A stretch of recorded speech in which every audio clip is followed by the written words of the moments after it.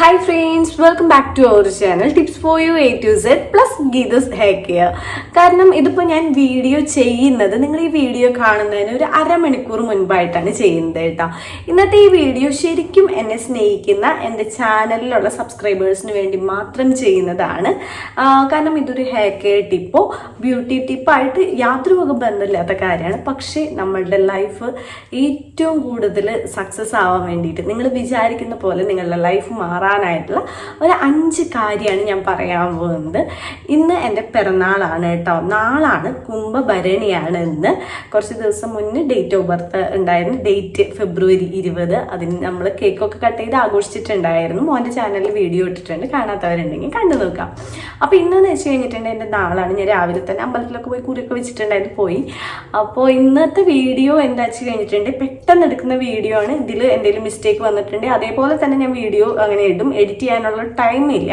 എല്ലാവർക്കും അറിയാവുന്നതാണ്, ഒന്നരാടാണ് നമ്മൾ നമ്മുടെ 2 ചാനലിൽ വീഡിയോസ് ഇടാറുള്ളത്. ശരിക്കും ഒന്നിടവിട്ടിട്ട് നമ്മൾ കൊറിയറുകൾ അയക്കും. അപ്പോൾ പാക്കിങ്ങും കൊറിയറും എഡിറ്റിങ്ങും ഒക്കെ ആകുമ്പോൾ എനിക്ക് എല്ലാം കൂടിയിട്ട് ഡെയിലി വീഡിയോ ഇടാൻ പറ്റാറില്ല. അപ്പോൾ ഒന്നരാടാണ് വീഡിയോസ് ഇടാറുള്ളത്. അപ്പോൾ ഇന്നത്തെ വീഡിയോ ഒരു സ്പെഷ്യൽ വീഡിയോ ആണ്. ഇന്ന് എനിക്ക് 35 വയസ്സായി കേട്ടോ. പിറന്നാളിൻ്റെ അന്ന് വയസ്സ് പറയരുതെന്നൊക്കെയാണ് എല്ലാവരും പറയാറ്. പക്ഷെ എനിക്ക് അങ്ങനത്തെ അന്ധവിശ്വാസങ്ങളില്ല. പക്ഷെ ഞാൻ നല്ലൊരു ഈശ്വരവിശ്വാസിയാണ് കേട്ടോ. അപ്പം ഞാൻ ഇന്ന് പറയാൻ പോകുന്നത്, ഇന്ന് എനിക്ക് 35 വയസ്സായി. ഈ 35ാമത്തെ വയസ്സിൻ്റെ ബർത്ത്ഡേ എന്ന് പറയുന്നത് ഞാൻ ഒത്തിരി ഹാപ്പിയാണ് കേട്ടോ. അതായത് ഇതേപോലെ സന്തോഷമായിട്ടുള്ള ഒരു ബർത്ത്ഡേ ഉണ്ടായിട്ടില്ല എന്ന് തന്നെ പറയാം. കാരണം നമ്മളുടെ മനസ്സിലുണ്ടായിരുന്ന എല്ലാ ആഗ്രഹങ്ങളും ദൈവം നടത്തി തന്നിട്ടുള്ള ഒരു ബർത്ത്ഡേ ആണിത്. ഇനി എൻ്റെ ലൈഫിൽ എനിക്ക് എന്തെങ്കിലും ആഗ്രഹങ്ങൾ നടക്കാനുണ്ടോ ചോദിച്ചു കഴിഞ്ഞിട്ടുണ്ടെങ്കിൽ ഞാൻ ഇങ്ങനെ തപ്പേണ്ടി വരും, ഇനി എന്താണ് എനിക്ക് നടക്കേണ്ടത് എന്നുള്ളത്. അപ്പോൾ അത്രയും ഹാപ്പി ആയിട്ട് എൻ്റെ എല്ലാ ആഗ്രഹങ്ങളും ദൈവം തമ്പുരാൻ ഈ ഒരു വയസ്സിനുള്ളിൽ എനിക്കെല്ലാം നടത്തി തന്നിട്ടുണ്ട്. ഇനി എനിക്കൊരു ആഗ്രഹമുള്ളത് എന്താ വെച്ച് കഴിഞ്ഞാൽ, ഇപ്പോൾ എൻ്റെ ലൈഫ് എങ്ങനെയാണോ അത് ജസ്റ്റ് ഒന്ന് മുന്നോട്ട് കൊണ്ടുപോയാൽ മാത്രം മതി. അല്ലാതെ എനിക്ക് അത് വേണം ഇത് വേണം അത് നടത്തി ഇത് നടത്തുന്നതുകൊണ്ട് ഞാൻ ദൈവത്തിന് ശല്യം ചെയ്യില്ല. കാരണം കുറച്ച് നാൾ മുന്നേ ഞാൻ ശല്യം ചെയ്ത് ദൈവം ഓടിച്ചിട്ടുണ്ട്. അപ്പോൾ അതുകൊണ്ട് തന്നെ ഞാൻ അത്രയും ഹാപ്പി ആയിട്ട് ആഘോഷിക്കുന്ന ഒരു ബർത്ത്ഡേ ആണ് 35ാമത്തെ പിറന്നാൾ. അപ്പോൾ ഞാൻ ഇത്ര ഹാപ്പി ആയിട്ട് ഇരിക്കാനായിട്ടുള്ള കാരണങ്ങൾ, അതായത് നമ്മളുടെ മനസ്സിലുണ്ടായിട്ടുള്ള എല്ലാ ആഗ്രഹങ്ങളും നമുക്ക് നടത്തി തരാനായിട്ട് ദൈവത്തിന് തോന്നിയത് ഇതുകൊണ്ടൊക്കെയാണ് എന്നുള്ളതിലുള്ള 5 കാര്യങ്ങളാണ് ഞാൻ നിങ്ങൾക്ക് പറഞ്ഞുതരാൻ പോകുന്നത്. അപ്പോൾ നിങ്ങളുടെ ലൈഫിൽ എന്തെങ്കിലും വിഷമങ്ങളൊക്കെ നിങ്ങൾ അനുഭവിക്കുന്നുണ്ട് എന്നുണ്ടെങ്കിൽ ഇന്ന് മുതൽ ഈ 5 കാര്യങ്ങളൊന്ന് ജസ്റ്റ് ഒന്ന് ശ്രദ്ധിച്ചു നോക്കാം. ഈ 5 കാര്യങ്ങൾ നമ്മൾ അതേപോലെ തന്നെ ശ്രദ്ധിക്കുകയാണെന്നുണ്ടെങ്കിൽ എനിക്ക് തോന്നുന്നു നിങ്ങളുടെ ലൈഫും കളർഫുള്ളായിരിക്കും. നിങ്ങൾ വിചാരിക്കുന്ന എല്ലാ കാര്യങ്ങളും, സത്യസന്ധമായിട്ടുള്ള എല്ലാ കാര്യങ്ങളും ദൈവം നടത്തിത്തരും. അപ്പോൾ ഈ 5 കാര്യങ്ങൾ ശ്രദ്ധിക്കാൻ തുടങ്ങിയപ്പോഴാണ്, അല്ലെങ്കിൽ ഞാൻ ഈ 5 കാര്യങ്ങൾ മുന്നേ തൊട്ട് ശ്രദ്ധിക്കാറൊക്കെ ഉണ്ട് കേട്ടോ. 5 കാര്യങ്ങൾ ശ്രദ്ധിച്ചത് കൊണ്ടാണ് എൻ്റെ ലൈഫ് ഇത്രയും ഹാപ്പി ആയിട്ട് പോകുന്നത് എന്നാണ് എനിക്ക് ഇത്രയും വർഷമായിട്ട് തോന്നിയിട്ടുള്ളത്. അപ്പോൾ നിങ്ങൾ ആരെങ്കിലും ഈ 5 കാര്യങ്ങൾ ഇതുവരെ ശ്രദ്ധിച്ചിട്ടില്ല എന്നുണ്ടെങ്കിൽ അതൊന്ന് ജസ്റ്റ് ഒന്ന് ശ്രദ്ധിച്ചു നോക്കൂ. ലൈഫിൽ ചേഞ്ച് ഉണ്ടെന്നുണ്ടെങ്കിൽ തീർച്ചയായിട്ടും എനിക്ക് വാട്സപ്പ് അയക്കണം. ഓക്കെ. അപ്പോൾ അതിലെ ഫസ്റ്റത്തെ ഒരു കാര്യം എന്ന് പറയുന്നത് കർമ്മഫലമാണ് കേട്ടോ. അതായത് ഞാൻ ഈശ്വരവിശ്വാസിയാണ്, പക്ഷെ അന്ധവിശ്വാസിയല്ല. പക്ഷെ ഞാൻ ഏറ്റവും കൂടുതൽ വിശ്വസിക്കുന്ന ഒരു കാര്യമാണ് കർമ്മഫലം എന്ന് പറയുന്നത്. അതായത് നമ്മൾ ചെയ്യുന്ന പ്രവൃത്തി എന്താണോ അതിൻ്റെ ഫലം നമുക്ക് കിട്ടും. അത് ഒരുപാട് നാളുകൾക്ക് ശേഷമായിരുന്നു പണ്ടൊക്കെ. പക്ഷേ ഇപ്പോൾ മനുഷ്യർക്ക് ആയുസ് കുറയുന്നത് കൊണ്ടാണെന്ന് തോന്നുന്നുണ്ട്. ഇപ്പോൾ പിന്നത്തേക്ക് വെക്കലില്ല, അപ്പം നമ്മുടെ ലൈഫിൽ അത് കാണിച്ചു തരും. ഇപ്പോൾ നമ്മൾ നല്ല കാര്യങ്ങൾ മാത്രം ചെയ്യുകയാണെന്നുണ്ടെങ്കിൽ നമ്മുടെ ലൈഫിൽ തീർച്ചയായിട്ടും അത് നല്ലതായിട്ട് മാത്രം അനുഭവിക്കും.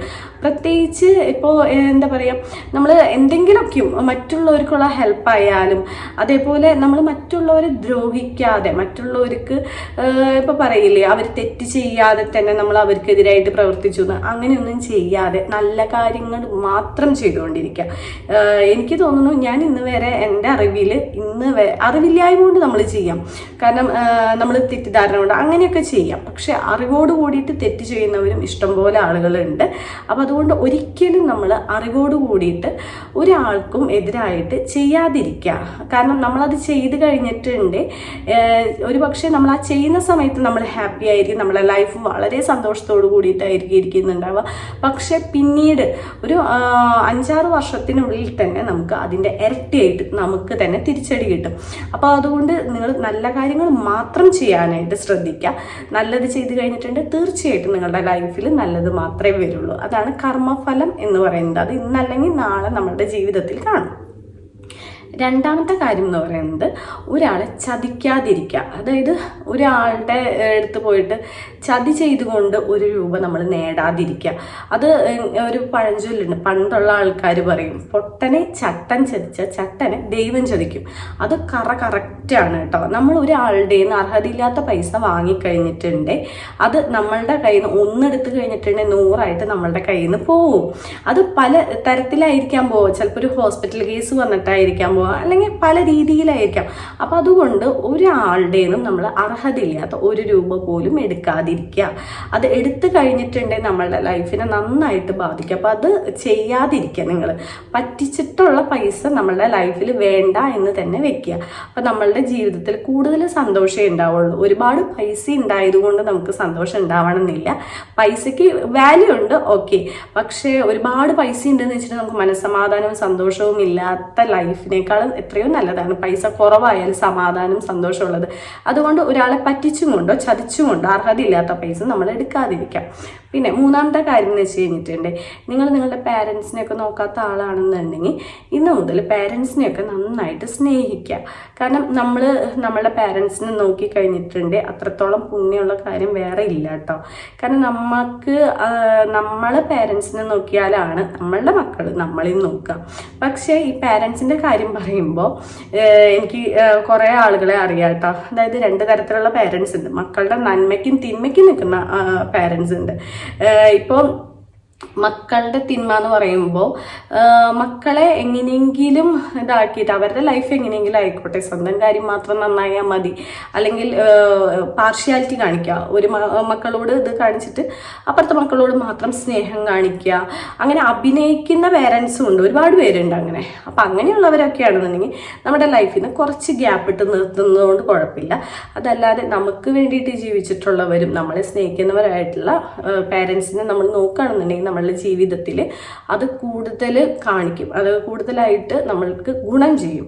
അപ്പം അതുകൊണ്ട് പേരൻസിനെ തീർച്ചയായിട്ടും നിങ്ങൾ നോക്കാം. മാത്രമല്ല നമ്മളത് നോക്കുന്നതനുസരിച്ച് നമ്മളുടെ കുഞ്ഞുമക്കളും നമ്മളൊക്കെ നോക്കാനായിട്ട് അവർക്കും തോന്നും, എൻ്റെ അച്ഛനും അമ്മയും ഇതേപോലെയാണ് നോക്കിയിരിക്കുന്നത് എന്നുള്ളത്. മാത്രമല്ല നമ്മുടെ ലൈഫിൽ അത് കൂടുതൽ പുണ്യമായിട്ട് വരാനായിട്ട് സാധ്യതയുണ്ട്. അടുത്ത കാര്യം എന്ന് പറയുന്നത് എന്താ വെച്ച് കഴിഞ്ഞിട്ടുണ്ട്, ഇത് നിങ്ങൾ പ്രത്യേകം ശ്രദ്ധിക്കേണ്ടതാണ് കേട്ടോ.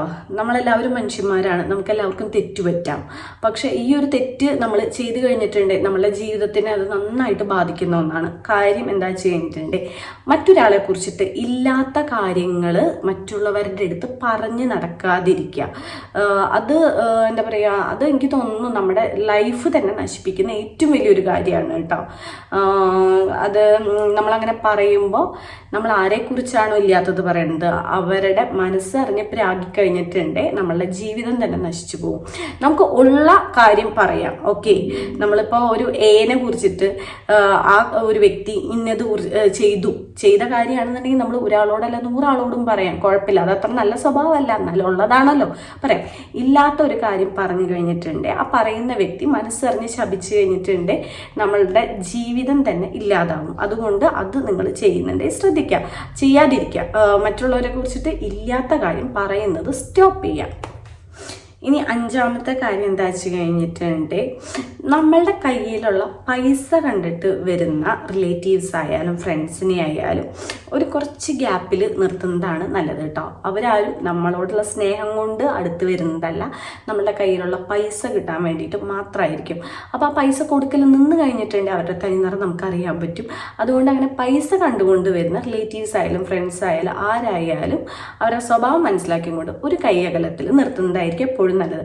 അതല്ല എന്നുണ്ടെങ്കിൽ പിന്നീട് നമ്മൾ അവരെ അങ്ങനെ നിർത്തിയില്ല, അവരുടെ സ്വഭാവമൊക്കെ ഓക്കെ ആണെന്ന് നമുക്കറിയാം എന്നുണ്ടെങ്കിലും നമുക്ക് നമ്മുടെ കയ്യിലുള്ളതൊക്കെ പോയതിന് ശേഷമായിരിക്കാം നമുക്കൊരു മണ്ടത്തരം പറ്റി എന്നുള്ളൊരു തിരിച്ചറിവ് വരും. അപ്പോഴേക്കും നമ്മുടെ ലൈഫൊക്കെ പോയിട്ടുണ്ടാവും. അപ്പം അങ്ങനെ പൈസ കണ്ട് വരുന്ന ആളുകളെ ഒരു കൈകലത്തിൽ നിർത്താം. പിന്നെ അതോടുകൂടി തന്നെ ഞാനൊരു കാര്യം പറയാം, നമ്മൾ പൈസ ഇല്ലാത്തവരെയും പൈസ ഉള്ളവരെയും ഒരേപോലെ തന്നെ പരിഗണിക്കാനും നോക്കുക.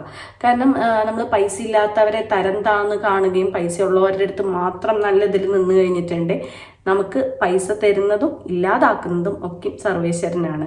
അപ്പോൾ ഒരു നിമിഷത്തെ ഒരു ഇത് മാത്രം മതി നമുക്കുള്ളതൊക്കെ പോവാനായിട്ടും കിട്ടാനായിട്ടും. അപ്പോൾ അതുകൊണ്ട് തന്നെ പൈസ ഇല്ലാത്തവരെയും ഉള്ളവരെയും ഒരേ രീതിയിൽ തന്നെ നമ്മൾ സ്നേഹിക്കുക, പരിഗണിക്കുക. നമ്മളുടെ പൈസ കണ്ട് നമ്മളുടെ അടുത്ത് കൂടുന്നവരെ പ്രത്യേകം ശ്രദ്ധിക്കുക. അപ്പോൾ ഈ 5 കാര്യങ്ങൾ ശ്രദ്ധിച്ച് കഴിഞ്ഞിട്ടുണ്ടെങ്കിൽ നമ്മളുടെ ലൈഫ് നല്ല സൂപ്പറായിരിക്കും.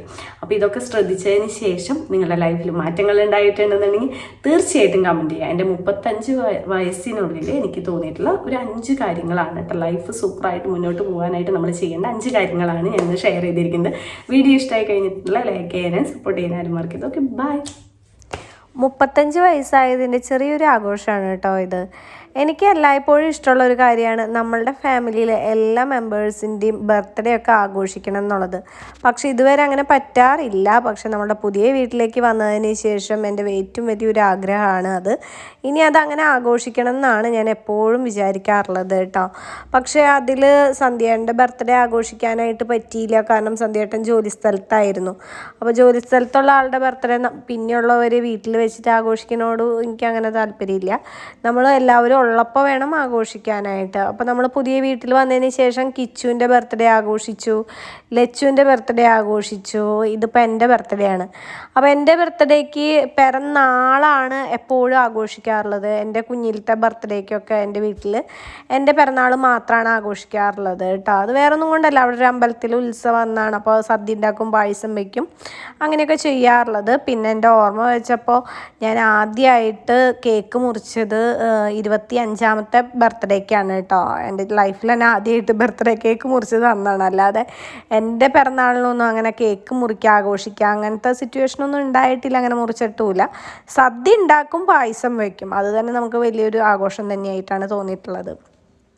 പിന്നെ കേക്കൊക്കെ മുറിച്ചത് എന്താണെന്ന് വെച്ച് കഴിഞ്ഞിട്ടുണ്ട്, എൻ്റെ കല്യാണം കഴിഞ്ഞ് ഞാൻ സന്ധ്യേൻ്റെ വീട്ടിലായിരുന്നു 25ാമത്തെ ബർത്ത്ഡേ എന്ന് പറയുമ്പോൾ. അപ്പോൾ എൻ്റെ ചേച്ചി ക്രൈസ്റ്റ് കോളേജിൽ പഠിപ്പിക്കുകയായിരുന്നു. അപ്പോൾ അവിടെ നിന്ന് ജോലിയൊക്കെ കഴിഞ്ഞ് എൻ്റെ അമ്മയും ചേച്ചിയും കൂടി വന്നപ്പോൾ കേക്ക് കൊണ്ടുവന്നിട്ടുണ്ടായിരുന്നു. അത് ഒരു പ്രത്യേക ഒരു മെമ്മറി തന്നെയാണ് കേട്ടോ. ഞാൻ എൻ്റെ ലൈഫിൽ ആദ്യമായിട്ട് ബർത്ത്ഡേക്ക് കേക്ക് മുറിക്കാമെന്ന് പറയുന്നത് തന്നെ.